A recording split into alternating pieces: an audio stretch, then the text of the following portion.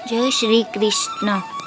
श्री राधा कृष्णाभ्याम नमः। इस वीडियो में आपको श्रीमद् भागवत कथा सुनने मिलेगी जो श्रीमद् भागवत महापुराण से ली है।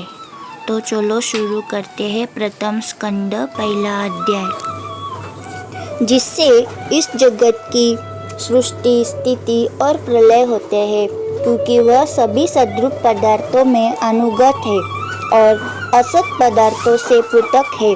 जड़ नहीं चेतन है, परतंत्र नहीं स्वयं प्रकाश है। जो ब्रह्मा अथवा हिरण्यगर्भ नहीं, प्रत्युत उन्हें अपने संकल्प से ही जिसने उस वेद ज्ञान का दान किया है, जिसके संबंध में बड़े बड़े विद्वान भी मोहित होते हैं। जैसे तेजोमय सूर्य रश्मियों में जल में स्थल का और स्थल में जल का भ्रम होता है, वैसे ही जिसमें यह त्रिगुणमयी जागृत स्वप्न सुषुप्ति रूपी सृष्टि मिथ्या होने पर भी अधिष्ठान सत्ता से सत्यवत प्रतीत हो रही है, उस अपनी स्वयं प्रकाश ज्योति से सर्वथा और सर्वदा माया और माया कार्य से पूर्णता मुक्त रहने वाले परम सत्य स्वरूप परमात्मा का हम ध्यान करते हैं। महामुनि व्यासदेव के द्वारा निर्मित इस श्रीमद् भागवत महापुराण में मोक्ष पर्यंत फल की कामना से रहित परम धर्म का निरूपण हुआ है। इसमें शुद्धांतकरण सत्पुरुषों के जानने योग्य उस वास्तविक वस्तु परमात्मा का निरूपण हुआ है, जो तीनों तापों का जड़ से नाश करने वाली और परम कल्याण देने वाली है। अब और किसी साधन या शास्त्र से क्या प्रयोजन? जिस समय भी सुकृति पुरुष इसके श्रवण की इच्छा करते हैं, ईश्वर उसी समय अलविलंब करके उनके हृदय में आकर बंदी बन जाता है। रस के मर्मज्ञ भक्तजन, यह श्रीमद् भागवत वेद रूप कल्प वृक्ष का पका हुआ फल है। श्री सुखदेव रूप तोते के मुख का संबंध हो जाने से यह परम आनंदमयी सुधा से पूर्ण हो गया है।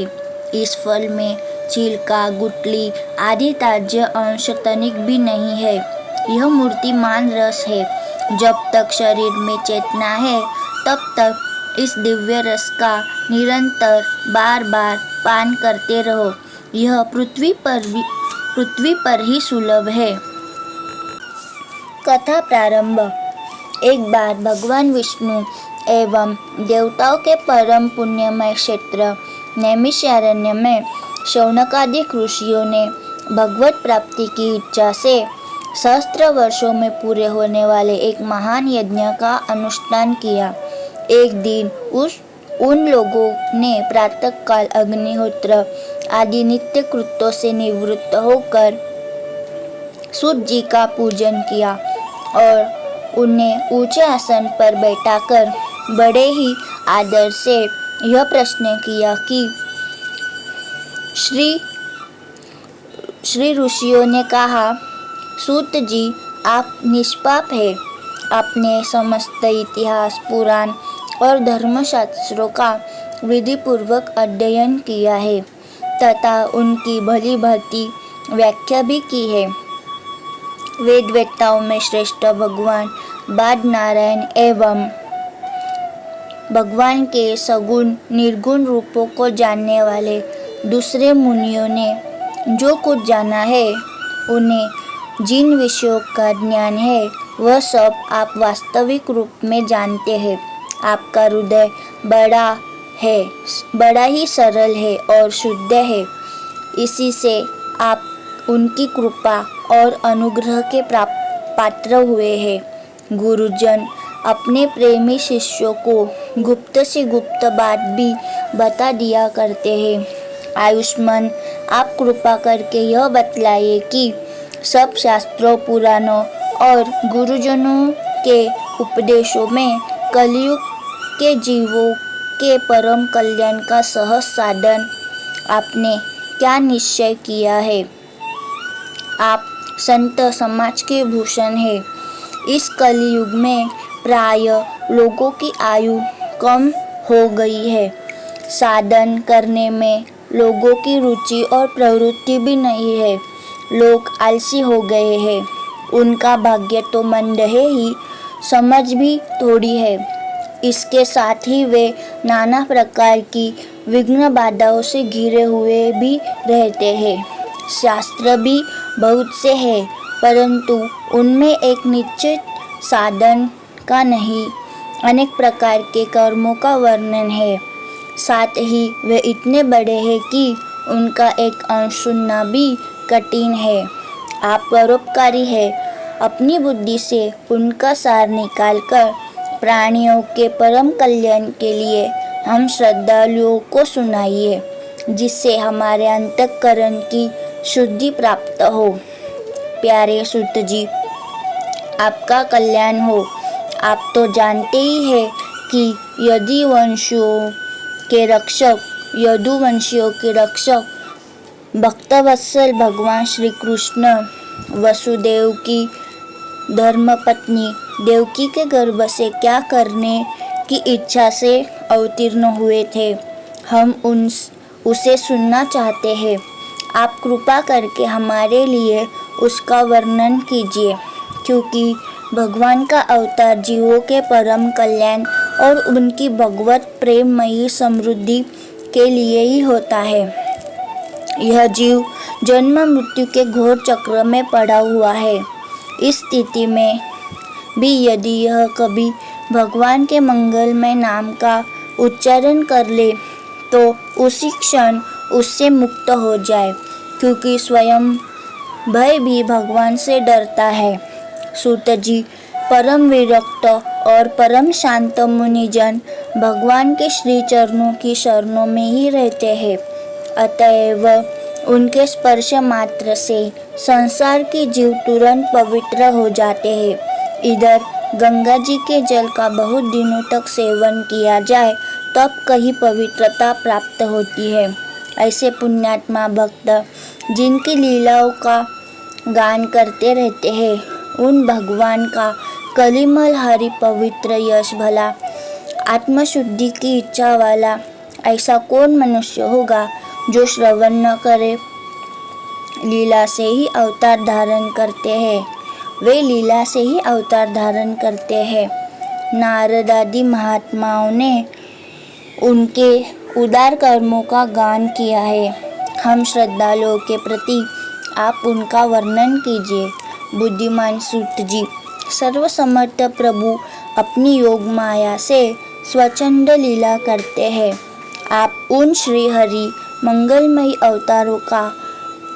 अवतार कथाओं का अब वर्णन कीजिए।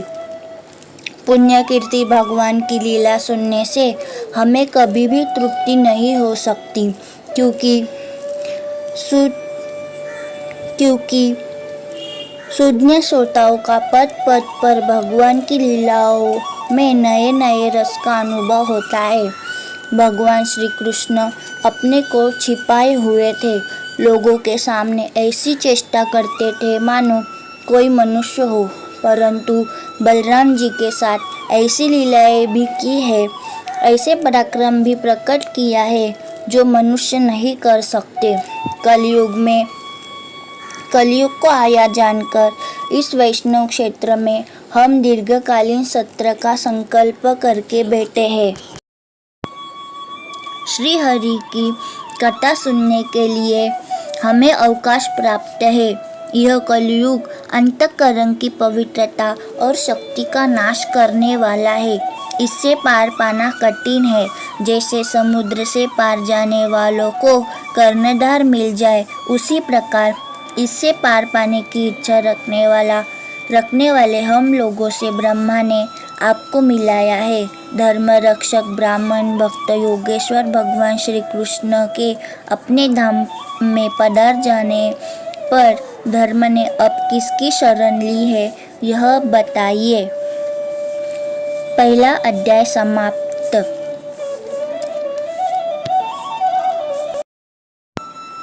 दूसरा अध्याय भगवत कथा और भगवत भक्ति का महात्म्य। श्री व्यास जी कहते हैं, शौनकादिक ब्रह्मवादी ऋषियों के ये प्रश्न सुनकर रोमहर्षण के पुत्र उग्रश्रवा को बड़ा ही आनंद हुआ। उन्होंने ऋषियों के इस मंगलमय प्रश्न का अभिवादन करके कहना आरंभ किया।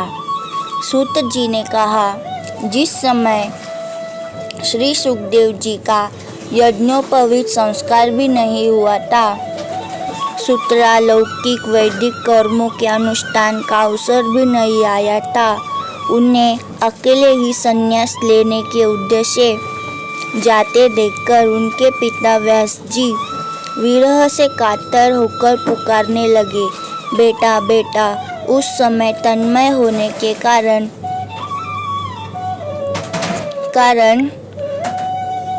सुखदेव जी की ओर से वृक्षों ने उत्तर दिया, ऐसे सबके हृदय में विराजमान श्री सुखदेव मुनि को मैं नमस्कार करता हूँ। यह श्रीमद् भागवत अत्यंत गोपनीय रहस्यात्मक पुराण है। यह भगवत स्वरूप का अनुभव कराने वाला और समस्त वेदों का सार है। संसार में फंसे हुए जो लोग इस घोर अंधकार से पार जाना चाहते हैं, उनके लिए आध्यात्मिक तत्वों को प्रकाशित कराने वाला यह एक अद्वितीय दीपक है।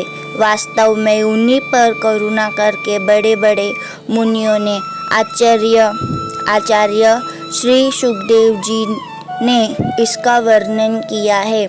मैं उनकी शरण ग्रहण करता हूँ। मनुष्यों में सर्वश्रेष्ठ भगवान अवतार नर नारायण ऋषियों को, सरस्वती देवी को और श्री व्यासदेव जी को नमस्कार करके तब संसार और अंतःकरण के समस्त विकारों पर विजय प्राप्त कराने वाले इस श्रीमद् भागवत महापुराण का पाठ करना चाहिए। ऋषियों, आपने संपूर्ण विश्व के कल्याण के लिए यह बहुत सुंदर प्रश्न किया है, क्योंकि यह प्रश्न श्री कृष्ण के संबंध में है और इससे भली भांति आत्मशुद्धि हो जाती है। मनुष्य के लिए सर्वश्रेष्ठ धर्म वही है जिससे भगवान श्री कृष्ण में भक्ति हो। भक्ति भी ऐसी जिसमें किसी प्रकार की कामना न हो और जो नित्य निरंतर बनी रहे। ऐसी भक्ति से हृदय आनंद स्वरूप परमात्मा की उपलब्धि करके कृतकृत्य हो जाता है। भगवान श्री कृष्ण में भक्ति होते ही अनन्य प्रेम से उनमें चित्त जोड़ते ही निष्काम ज्ञान और वैराग्य का आविर्भाव हो जाता है। धर्म का ठीक ठीक अनुष्ठान करने पर भी यदि मनुष्य के हृदय में भगवान की लीला कथाओं के प्रति अनुराग का उदय न हो तो वह निरा श्रम ही श्रम है। धर्म का फल है मोक्ष। उसकी सार्थकता अर्थ प्राप्ति में नहीं है। अर्थ केवल धर्म के लिए है। भोग विलास उसका फल नहीं माना गया है। भोग विलास का फल इंद्रियों को तृप्त करना नहीं है। उसका प्रयोजन केवल जीवन निर्वाह। जीवन का फल भी तत्व जिज्ञासा है। बहुत कर्म करके स्वर्ग आदि प्राप्त करना उसका फल नहीं है। तत्ववेत्ता लोग ज्ञाता और ज्ञेय के भेद से रहित अखंड अद्वितीय सच्चिदानंद स्वरूप को ही तत्व कहते हैं। उसी को कोई ब्रह्म, कोई परमात्मा और कोई भगवान के नाम से पुकारते हैं। श्रद्धालु मुनिजन भागवत श्रवण से प्राप्त ज्ञान वैराग्य युक्त भक्ति से अपने हृदय में उस परम तत्व स्वरूप परमात्मा का अनुभव करते हैं। शौनकादिक ऋषियों, यही कारण है कि अपने अपने वर्ण तथा आश्रम के अनुसार मनुष्यों जो धर्म का अनुष्ठान करते हैं उसकी पूर्ण सिद्धि इसी में है कि भगवान प्रसन्न हो। इसलिए एकाग्र मन से भक्तवत्सल भगवान का ही निरंतर श्रवण कर कीर्तन, ध्यान और आराधन करना चाहिए। कर्मों की गांठ बड़ी कड़ी है। विचारवान पुरुष भगवान के चिंतन की तलवार से उस गांठ को काट डालते हैं। तब भला ऐसा कौन मनुष्य होगा जो भगवान की लीला कथा में प्रेम न करे। शौनकादिक ऋषियों पवित्र तीर्थों का सेवन करने से महत् सेवा, तदनंतर श्रवण की इच्छा, फिर श्रद्धा, तपस्या, भगवत कथा में रुचि होती है। भगवान श्री कृष्ण के यश का श्रवण और कीर्तन दोनों पवित्र कराने वाले हैं। वे अपनी कथा सुनने वालों के हृदय में आकर स्थित हो जाते हैं और उनकी अशुभ वासनाओं को नष्ट कर देते हैं, क्योंकि वे संतों के नित्य सुहृदय हैं। जब श्रीमद् भागवत अथवा भगवत भक्तों के निरंतर सेवन से अशुभ वासनाएं नष्ट हो जाती है, तब पवित्र कीर्ति भगवान श्री कृष्ण के प्रति स्थायी प्रेम की प्राप्ति होती है। तब रजोगुण और तमोगुण के भाव, काम और लोभ आदि शांत हो जाते हैं। चित्त इनसे रहित होकर सत्व गुण में स्थित एवं निश्चित हो जाता है। इस प्रकार भगवान की प्रेममयी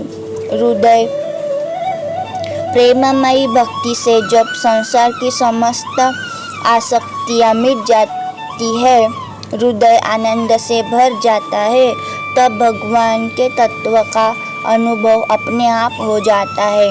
हृदय में आत्मस्वरूप भगवान का साक्षात्कार होते ही हृदय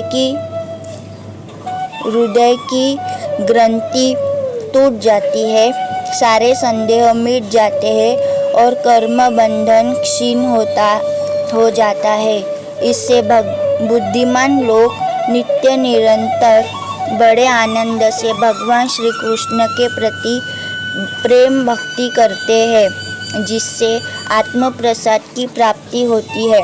प्रकृति के 3 गुण हैं, सत्व, रज और तम।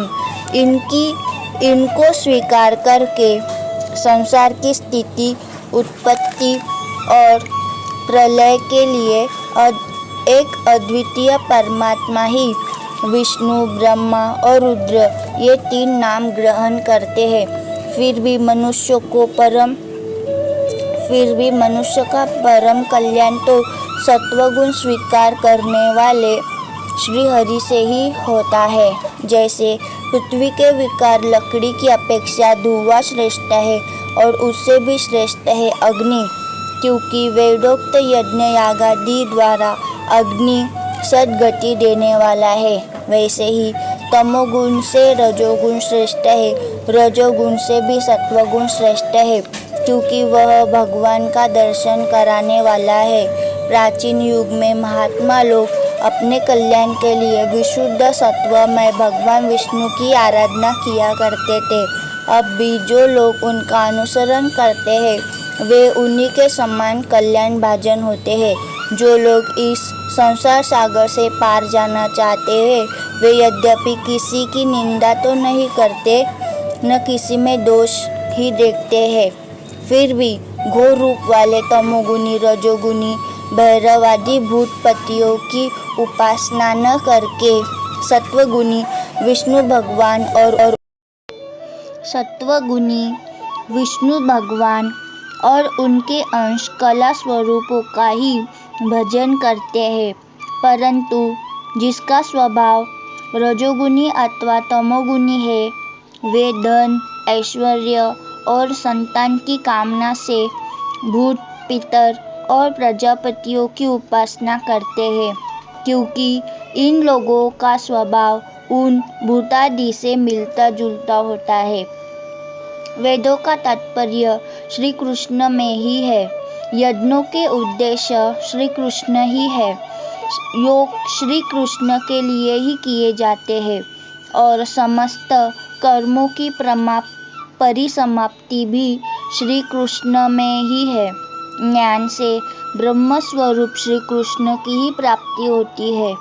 तपस्या श्री कृष्ण की प्रसन्नता के लिए ही की जाती है। श्री कृष्ण के लिए ही धर्मों का अनुष्ठान होता है और सब गतियाँ श्री कृष्ण में ही समा जाती है। यद्यपि